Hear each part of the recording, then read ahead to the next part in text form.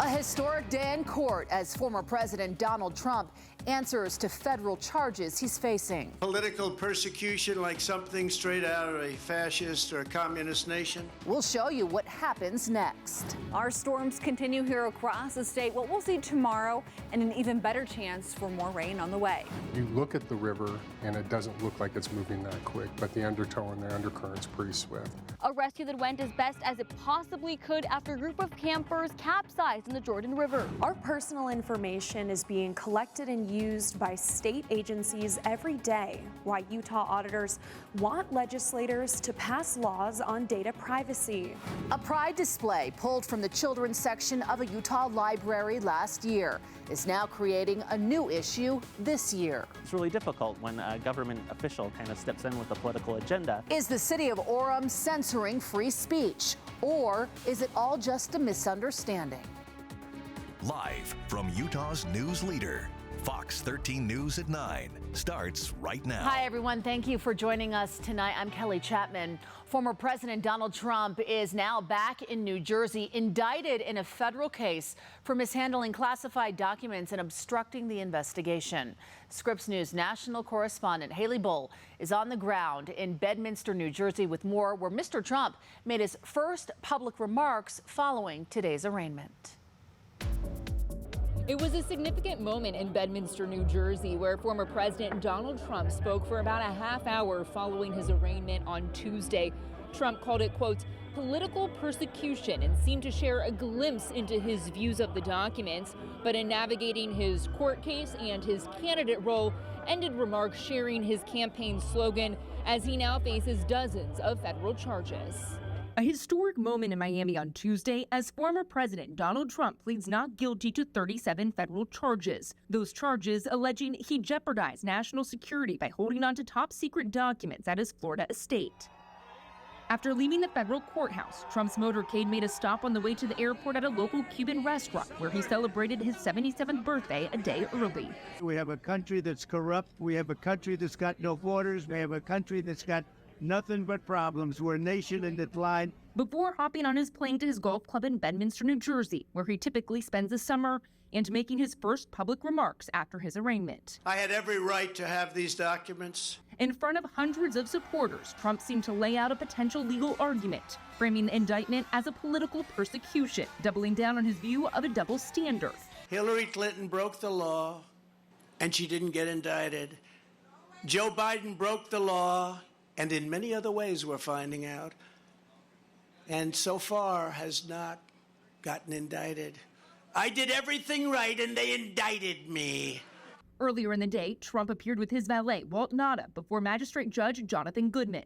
Nauta was listed as a co-defendant and is also facing charges. Trump's booking process only took a few minutes and included digital fingerprinting and a photo that was uploaded into the court system. However, it was not a mugshot. Rare indeed. Former U.S. Attorney Peter Strasser told Scripps News on Tuesday, this is a rare event in history. It is absolutely stunning that we have a president of the United States who's facing not state charges, but federal charges. It's something one can see in other countries around the world, but it is definitely unique for this country. This is one of several legal cases Trump faces with potential implications for his second presidential run in 2024. And President Biden was pretty clear when asked about the arraignment. Would you comment on the arrest of the former president, sir? No. But for now, Trump navigates being a candidate and a federal defendant. Charges like the ones he faces can carry a sentence of up to 20 years in prison. Haley Bull, Scripps News, Bedminster. Today, first responders had to jump into action for a rescue operation after a group of kids and adults fell into the Jordan River while canoeing. Thankfully, everyone is safe tonight. Fox 13 News reporter Maithili Gubi has details about what happened. Potentially a tragic situation, ended very, just couldn't have ended better with all the kids being pulled from the water. 7 kids and 2 adults fell from canoes into the Jordan River. Obviously, with the 911 call of having 7 or more children in the water was very urgent and a rapid response. With the best possible outcome. Luckily, no injuries. A little cold, the water's a little frigid, so warmed them up. The group was from a summer camp through Tracy Aviary. We're trying to get kids out having field experiences, kind of how scientists would collect data in the wild. So we set up a canoe trip. When 2 of the 4 canoes flipped over. As they were navigating around some of the trees that hang out over the river, we did have 2 boats flip over. South Salt Lake Police used a drone to help with the search. The counselor and the children, youth were able to swim to the shore, get to the side of the shore, grab onto some shrubbery, pull themselves out of the water. So there was no needed water rescue by fire or police. And Terry with the Tracy Aviary says they did all the right things before getting in the water, going through a safety checklist, making sure everyone had their life jackets on, and the Jordan River Commission going on this path even before the kids did to make sure that it would be safe for them. We followed up with all of the parents and everybody's okay. And again, the trip to the hospital was again out of caution, just to get them checked out, and everything is A-okay. Reminding people to be careful when you're in the water. The waters are still running very swiftly, and as I said, they may not look like they're dangerous, but that undertow is very strong and rapid, and it moves you very quickly. At the Jordan River Nature Center, I am Maithili Gobi, Fox 13 News, Utah. Oh, you know that water was cold for those kids and adult leaders, Allison. Glad they're okay. That's right. So south end of the valley right now into Utah County, you've maybe seen a sunset. Thank you so much to Chris for sharing this picture in our Facebook group. We've got a storm that we're tracking right now through Utah County. Wind has calmed down across northern Utah today. A lot of storms through central Nevada right now between Elko and Ely, but that particular cell that we're watching right now, so the reason that many of you are seeing a rainbow as you face south right now is because of the storms off into Utah County right now, right over American Fork Canyon, over I-15, some areas of light to moderate rainfall. Pretty minimal as far as lightning goes with that storm. And then rather dry for much of the state right now. For the Wasatch Front over the next couple of hours, we're going to be in the 60s into most of the night for many of you. We'll likely drop to about 45 to 60 tomorrow morning for much of the state as you wake up. So you wake up on Wednesday morning. We still have the chance for a few areas of isolated storms for your Wednesday morning and scattered storms for Wednesday afternoon. An even better chance later in the week. More on that coming up. Utah Attorney General Sean Reyes today announced the final approval of $17.3 billion in opioid agreements with drug makers Teva and Allergan and pharmacies CVS and Walgreens. Utah will receive $209 million to be paid over 15 years. Allergan is required to stop selling opioids for the next 10 years. CVS and Walgreens have agreed to monitor, report, and share data about suspicious activity related to opioid prescriptions. A new state audit found that data collected by Utah's government agencies create data privacy risk. Fox 13 News reporter Jenna Bree tells us why legislators could consider passing more laws to protect your information. In a meeting Tuesday, state auditors told a legislative committee they need to put guardrails up when it comes to Utahns' data privacy. We're not opposed to that, but we certainly want to draw some attention to some of the risks involved with data sharing. Auditors shared concern about how the Office of Vital Records and Statistics processes birth registration data, citing a 43-question worksheet new mothers voluntarily fill out with personal health information that's shared with the CDC. None of this is disclosed in a transparent way to the mother when she's filling this out. Utah is currently one of only 5 U.S. states that has consumer data privacy laws in place, regulating how companies manage and protect our data. But there are no U.S. states that have legislation on how the state government itself uses our information. This is cutting edge stuff, quite frankly. And Utah is at the cutting edge of it, which we're always proud when Utah leads out. The Department of Health and Human Services says they encourage legislators to pass a Data Privacy Act. The data that is collected through those birth certificates does serve a very important public health purpose. That is not to say that it should be used liberally by any stretch. In Salt Lake City, Jenna Bree, Fox 13 News, Utah. Well, the legislature's bill setting the special election to fill the soon-to-be vacant 2nd Congressional District seat is now public. Here is what is in it. The bill sets a primary election the day after Labor Day and then a general election on November 21st for all elections. The deadline to affiliate with a political party is before September 6th. Now, you can postmark ballots on Election Day. That is a new change. The legislature is also having counties run the elections this year instead of cities, and they're spending $2.5 million to make it happen. The bill is expected to be adopted by the legislature in the special session tomorrow. More people are entering the special election for Utah's 2nd Congressional District. New filings include Republican Scott Reber, Bill Hoster, Celeste Malloy, Jordan Hess, and Henry Christian Eyring. State Senator Kathleen Reby and Guy D. Warner filed for the Democratic Party. Bradley Garth Green filed as a Libertarian. Perry Myers filed as an unaffiliated candidate. And Casey Easley filed for the Constitution Party.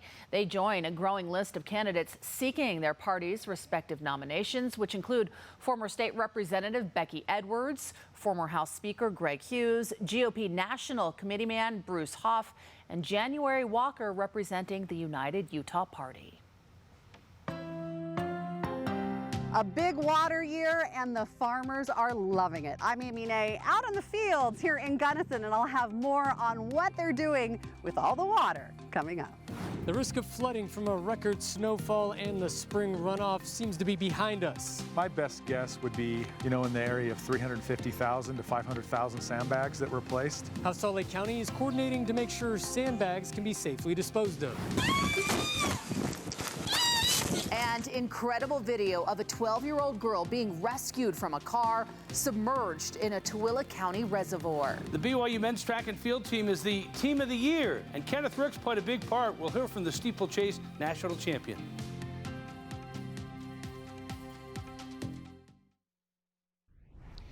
For the last couple of years, central Utah farmers saw hard times with the drought. Even the local reservoir in Gunnison ran completely dry, as you can see from this video from 2021. But farmers now say this is the best year they've had in a long, long time. Fox 13 News anchor Amy Nay has that story from Gunnison. It's been a struggle to kind of figure out how to get by every year. But Zach Jensen says the recent extreme drought conditions in central Utah almost caused them to lose the family farm. We started talking, having to start selling some of it.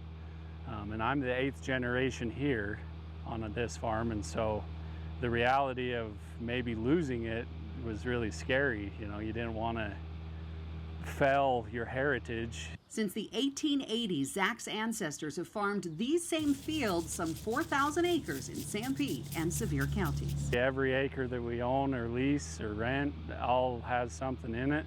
We've had ground that's been fallow for 2 years that has stuff in it this year again. So yeah, it's definitely, we're capitalizing on all our acreage this year. And farmers like Zach say this is the best year they have seen in years. So much water means, well, tall crops, and they're able to use all of their fields. This is a Triticale field, and I haven't seen it this tall in a long, long time. Zach says he hasn't seen it this good in over a decade. Really since 2011. Yeah, it's been pretty bad here. We had the one good year in 2019. We was able to fill the reservoir that year. But since then, and prior to then, it was 2011 when it was our last good wet year. Grateful they've been able to use all the runoff from our record amount of snowfall this winter. We were able to capture most of it because of our reservoir being empty for the last 2 years. It's been good. Talking to me Tuesday from his new cornfield they recently planted. We haven't been able to grow much corn. 2 years ago, we wasn't able to grow any with the extreme drought that we had here. Last year, we grew only 500 acres of it. But this year we'll be able to grow 2,000 acres of it. Working on some of the heavy equipment they'll be putting to use all season long, and looking across what's turned into a green, beautiful valley, he says he's grateful for the water this year and being able to carry on something that started in his family so long ago. Now you get to actually see something growing that you planted. It makes it nice. Makes you feel good at the end of the day. In the Gunnison Valley, Amy Nay, Fox 13 News, Utah. It appears the risk of flooding from the spring runoff is now coming to an end. As Fox 13 News reporter Chris Arnold shows us, Salt Lake County is working to make sure residents and others who used sandbags can now get rid of them safely. We have about 40.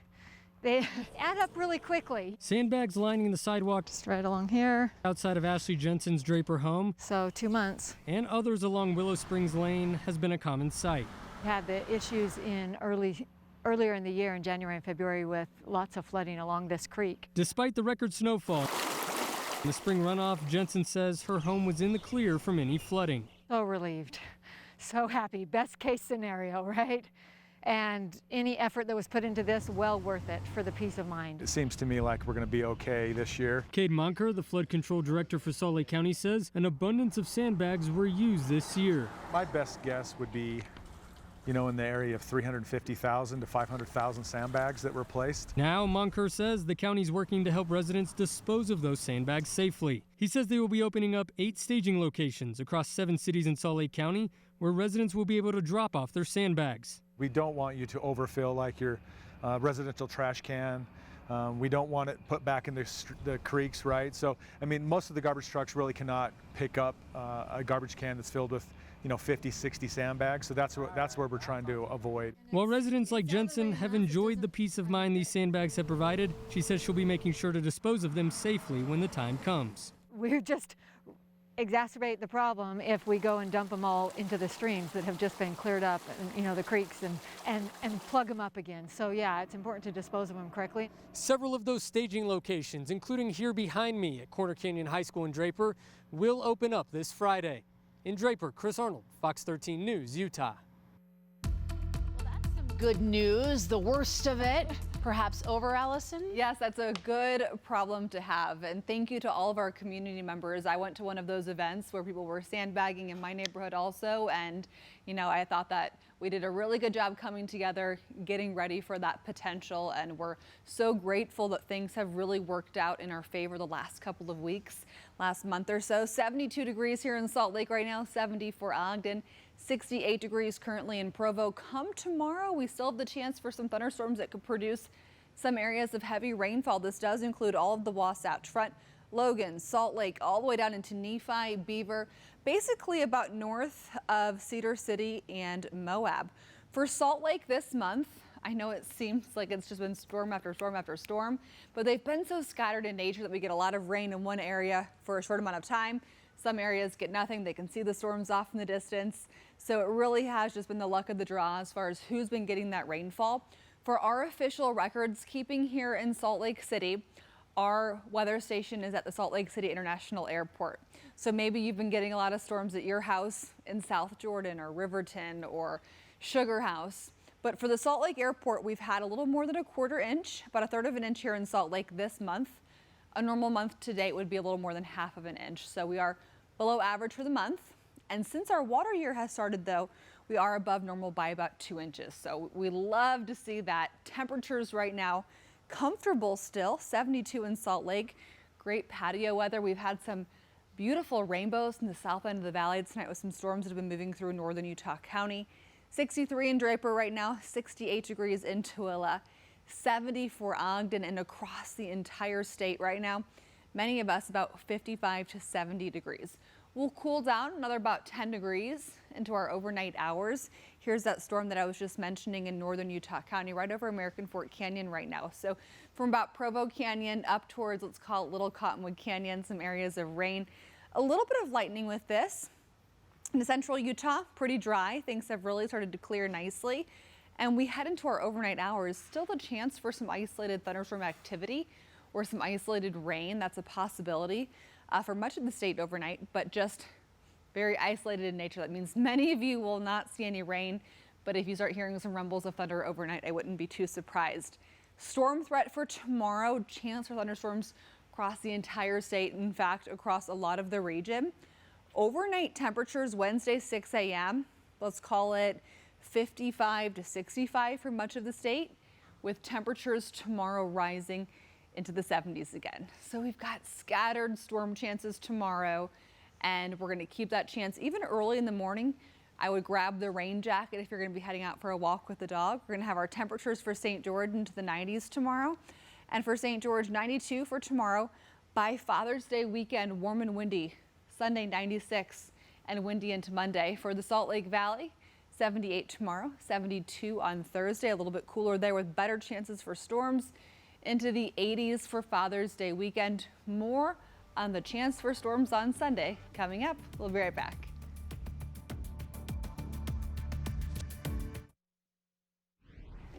Harriman police are asking for your help finding a missing at-risk teen. 14-year-old Isabella was seen at 3 o'clock yesterday afternoon. She was wearing a black t-shirt, black jeans, and teal high-top Vans. She has brown hair and blue eyes. If you have any information or know where she is, please contact Harriman police. Dixie Technical College has expanded their relationship in the auto industry as they launch additional trainings for their automotive technology program. In a partnership with Findlay Subaru, Dixie Technical College is working to incorporate Subaru-specific training into the curriculum through a program called Subaru U. This gives students the ability to finish the training required of any Subaru technician before they enter the workforce. There's a huge shortage of technicians in the industry. The average age of a technician is approximately 55, 56 years old. Not at Subaru, but that's in the whole automotive business. So there's a need because we're having some technicians that are retiring. A great jumpstart here for these college students. After the launch, Dixie Tech will be the only college in southern Utah that offers the Subaru U training. Ogden police officers shoot and kill a man after they say he fired at them first. More details coming up. The Utah Library Association accuses the city of Orem of censorship, and a lawsuit could even be in the works. The Utah State Legislature has funded speeding up front-runner trains. I'll show you where they plan to do it. Game 5 of the Stanley Cup Final. Will the Golden Knights win the Stanley Cup trophy? We'll show you coming up.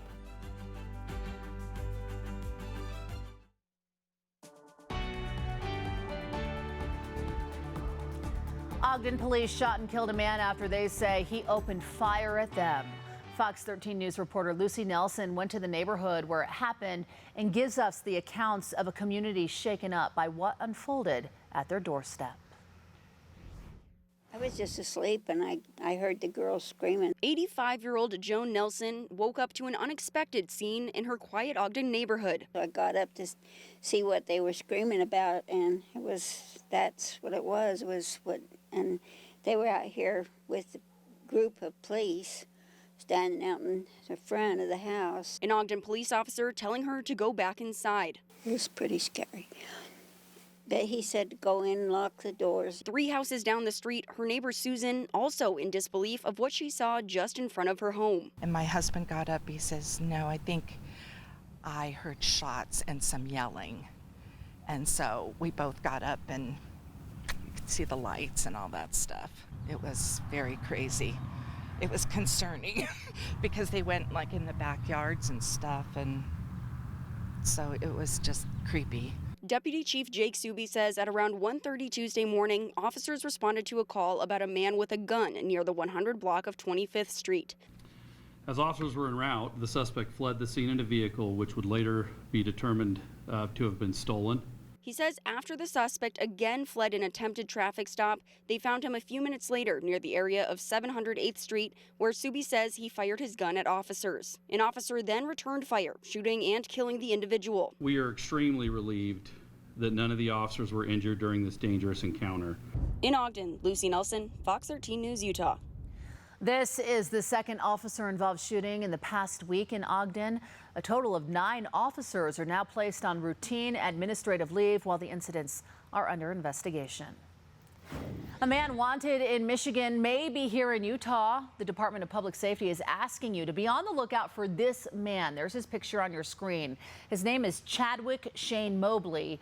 He's 42 years old. He was last seen in Corinne the morning of June 7th.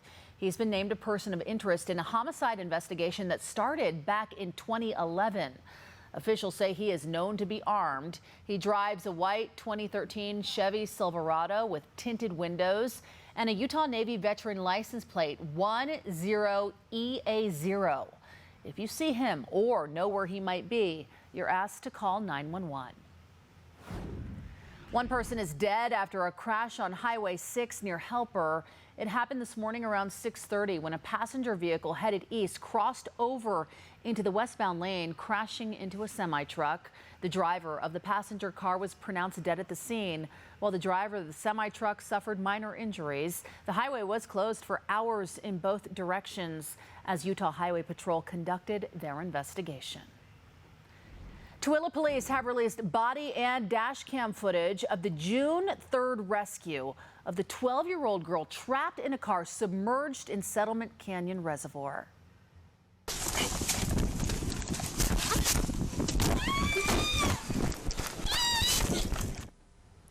As we previously reported, a pair of Good Samaritans pulled over to help, later joined by Tooele police officers who had to shoot out the car's rear window just to get the girl out. We got her out of the car. We're starting CPR. The girl was taken to a local hospital and was reported to be in stable condition. Well, tonight, right before the Salt Lake City Council looked at voting on a new city budget, outgoing council member Amy Fowler addressed the council, saying in an emotional speech that tonight's meeting was her last. She expressed pride in her various leadership roles, like being the chair of Salt Lake City's redevelopment agency, as well as making sure free feminine hygiene products were provided in all Salt Lake City buildings and Salt Lake City International Airport. I am so very grateful to be at this point. I have worked hard. My constituents, I have done everything for you. I believe in all of the work that we have done and all of the work that I have done. It's a bittersweet moment having this be my last council meeting. Fowler recently announced her resignation after she was arrested on suspicion of DUI in Utah County last month. Salt Lake City Council is now accepting applications for Fowler's replacement through July 10th. After that, the entire council interviews the applicants and picks one by July 18th. Applicants must be a registered voter living in Salt Lake City's District 7. A First Amendment organization is threatening the city of Orem with a lawsuit, accusing the city of banning all Heritage Month displays from the public library. The Utah Library Association says it all began last summer because of a Pride Month display in the children's section. Fox 13 News reporter Emily Tenser reached out to the city for their side of the story. Since Pride Month 2022 to Pride Month this year, the Utah Library Association continues to accuse the city of Orem of censorship. About a year ago, last June, the Orem City Library pulled their Pride display in the children's department after a request from a member of the Orem City Council.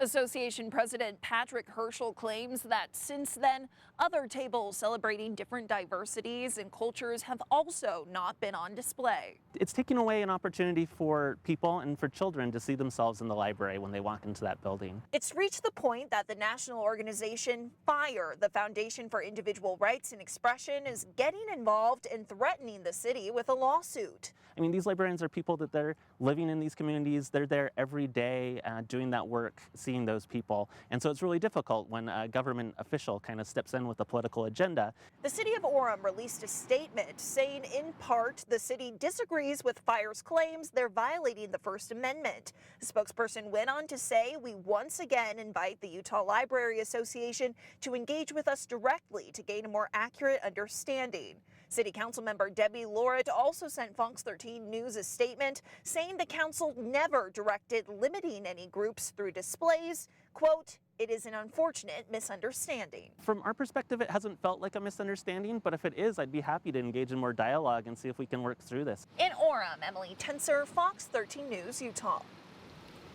Well, coming up, big changes may be on the horizon for the UTA's front-runner commuter train system. What's being done to speed things up? We'll be right back.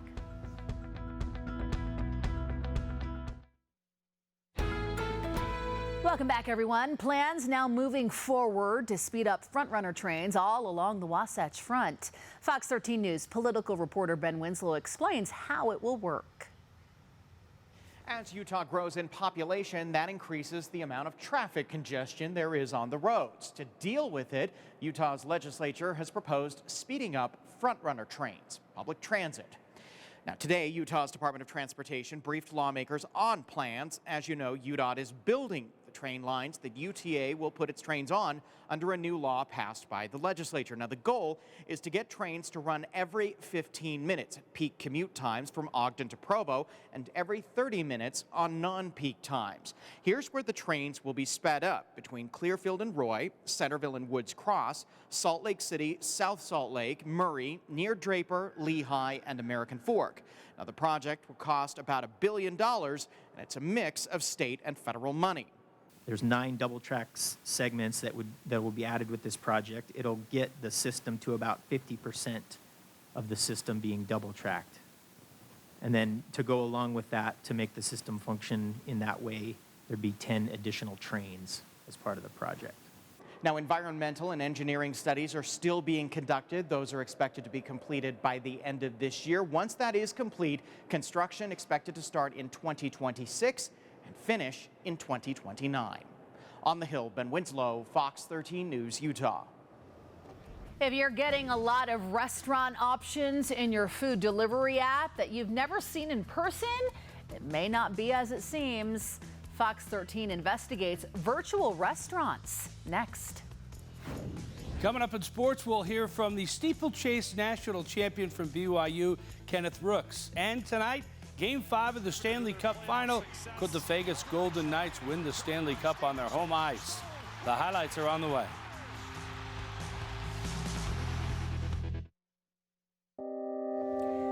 You've likely heard of catfishing. It's when someone creates a fake identity online to appear as someone else. But the food world has taken on this trend in a different way, and consumers are now starting to take notice. Fox 13's investigative consumer reporter Robin Oginye tells us more about virtual restaurants. Want food but don't want to go out? No problem. Food delivery apps make it super easy for you to get your favorite cuisines from practically any restaurant. Thank you.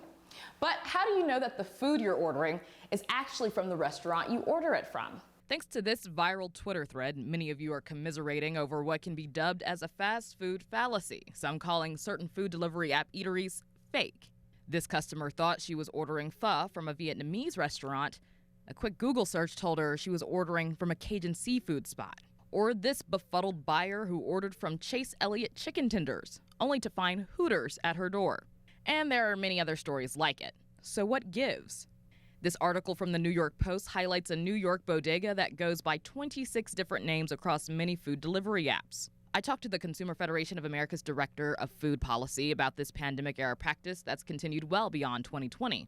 Virtual restaurants, not to be confused with ghost kitchens. Ghost kitchens have a separate kitchen crew renting existing space preparing food for an online delivery service. Virtual restaurants are a traditional brick-and-mortar eatery that may use different names across delivery apps to attract more customers. It was thought to bring more revenue when businesses were struggling during the early days of COVID. Consumers deserve the same information whether they're making a purchase online or at a brick-and-mortar retailer. And that's where the Consumer Federation of America notes this could get tricky. Grimion says virtual restaurants could be misleading to consumers, knowing that customers who are familiar with the restaurant's brand may not want to purchase food from them because of that familiarity. I came across this with DoorDash in Salt Lake City.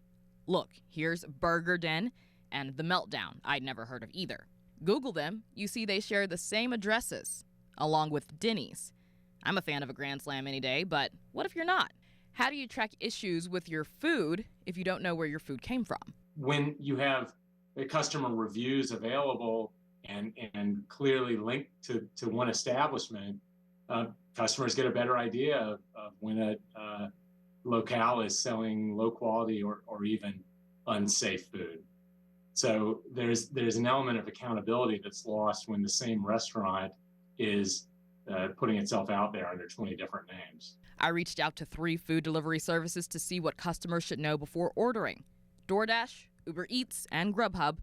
They all sent us similar statements. DoorDash says in part, as each business has unique individual needs and growth goals, DoorDash is proud to partner with restaurants through a variety of ways, including through supporting delivery for virtual brands.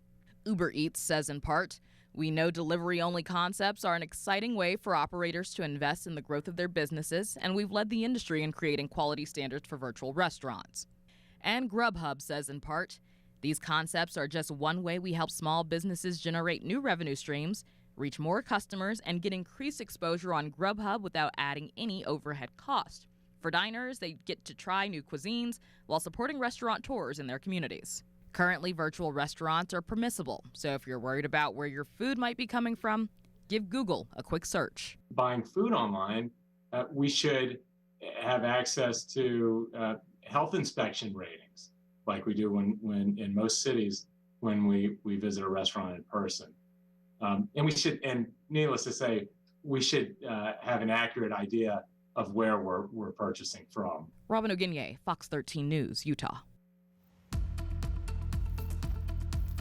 72 degrees here in Salt Lake City right now. Our sun has set. We've got a nice evening ahead of us. We do have the chance for potentially some isolated storms tonight, but we'll see a better chance for those developing throughout the day tomorrow and then especially into Thursday. Temperatures right now here across Utah, many of us about 65 to 75 degrees. And then we head into tomorrow morning, mostly cloudy. Again, a chance for some rain early in the day tomorrow. Remember this morning it was pretty overcast. Same thing tomorrow. Scattered showers and thunderstorms throughout the day as our unsettled pattern continues, with a better chance for storms developing on Thursday, becoming a bit more widespread. So right now into northern Utah County, American Fork Canyon, moving over Provo Canyon right now near Deer Creek. We had a little thunderstorm that rolled through, still a little bit of lightning in the area. We've got temperatures that are going to be pretty comfy the next few afternoons. And for Ogden, you're going to be our leading chance for storms starting at about 3 a.m. Then you start by about 4 a.m. getting to scattered to numerous storms throughout the morning. And then your chances likely decreasing through much of the afternoon tomorrow. For Salt Lake, we'll start seeing our peaks at about 6 a.m. and noon for some scattered storms. And for Provo, you're likely going to see your best chances between noon tomorrow and about 3 p.m. for some scattered storms. Hour by hour forecast, about 45 to 60 tomorrow morning, mid-60s for some portions of the Wasatch Front as we start seeing some more clouds moving in. A few chances for rain early tomorrow, but a better chance for these to continue developing, especially across central Utah by 5 o'clock tomorrow. Could see some areas of heavy rainfall. Isolated flash flooding could be a possibility. Chance of precipitation in Ogden tomorrow. We're going to raise those chances to widespread Wednesday night and Thursday. A bit drier Friday, Saturday by Sunday. An early Father's Day forecast for you. Some scattered storms are possible for Ogden. For Provo, you're looking at scattered storms tomorrow. A bit of a higher chance Wednesday night into Thursday, widespread storms. Lower chances Friday and Saturday, and by Father's Day, widely scattered. And for St. George, isolated storm chances Wednesday, Thursday. By Thursday night, widely scattered. Friday, widely scattered. Low 90s for St. George tomorrow. Temperatures going to be mid 90s to low 90s Father's Day and Monday with windy conditions. And for Salt Lake, 78 tomorrow. Scattered rain and thunderstorms. Widespread storms on Thursday. 75 on Friday. 80s this weekend. Cooling down by next Tuesday, potentially back into the 60s.